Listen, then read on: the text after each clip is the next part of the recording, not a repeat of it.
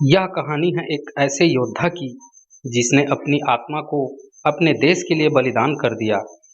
उस समय जब भारत में अंग्रेजी शासन का जोर चरम सीमा पर था, जिसने अपनी जिंदगी को देश की सेवा में समर्पित करने का संकल्प किया था।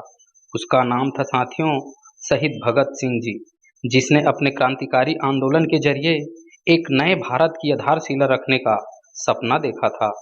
बचपन से ही उसमें राष्ट्रभक्ति की भावना जागृत हो चुका था। उन्हीं के गौरव गाथा आज हम इस वीडियो में जानेंगे। साथियों, भगत सिंह जी को श्रद्धांजलि देने के लिए कमेंट में जय भगत सिंह और जय संविधान जरूर लिखें। भगत सिंह जी का जन्म 28 सितंबर 1907 को एक सिख परिवार में हुआ था।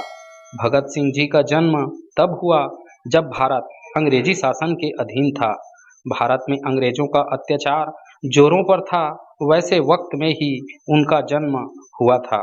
उनके पिता का नाम सरदार किशन सिंह और माता का नाम विद्यावती था। बचपन में ही उन्हें देशभक्ति की भावना ने बहुत गहरा असर डाला था।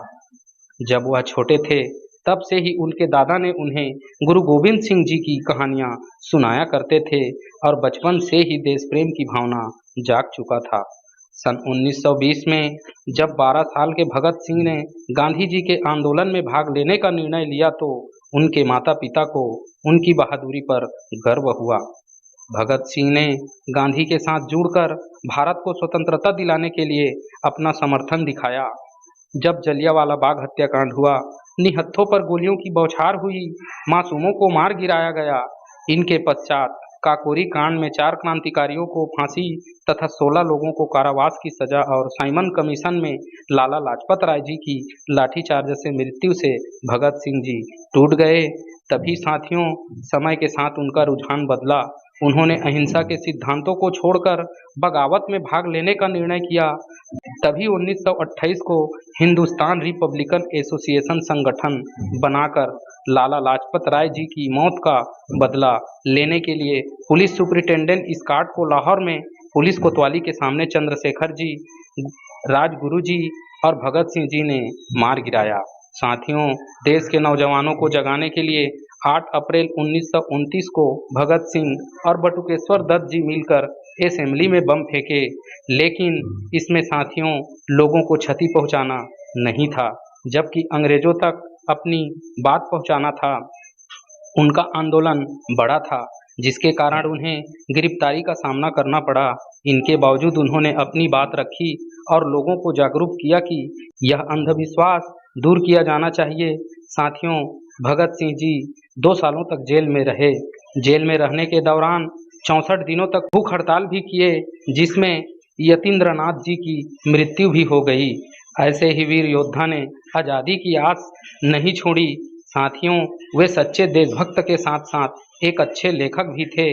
उन्होंने जेल में रहते हुए अंग्रेजी एवं हिंदी भाषा में अनेकों लेख भी लिखे, जिसमें मैं नास्तिक क्यों हूँ बहुत ही लोकप्रिय रहा है। मैं नास्तिक क्यों हूँ इस विषय में किसी और वीडियो में चर्चा करेंगे।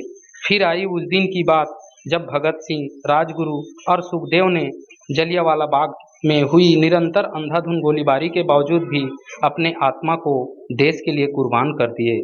23 मार्च 1931 को शाम में करीब 7:33 पर लाहौर के शहीदी स्थल में भगत सिंह और उनके 2 साथी सुखदेव व राजगुरु को फांसी दे दी गई और तीनों वीर योद्धाओं ने हंसते व गाना गाते हुए हमें रोते हुए छोड़कर हमारे बीच से हवाओं में विलीन हो गए। ऐसे ही साथियों, शहीद ए आजम भगत सिंह का संघर्ष निरंतर था। उन्होंने अपने सपनों के लिए लड़ा और देश में डूबे रहे। आप सभी सुनने वालों से एक गुजारिश है कि इस गौरव गाथा को अपने दोस्तों और परिवारों के साथ साझा करें, ताकि हम सभी मिलकर एक बेहतर और समृद्ध भविष्य की ओर कदम बढ़ा सकें। धन्यवाद। और साथियों, ऐसे ही वीडियो पाने के लिए हमारी और आपकी यूट्यूब चैनल सफलता की कुंजी को लाइक, शेयर, कमेंट और सब्सक्राइब करें। जय भीम, नमो बुद्धाय।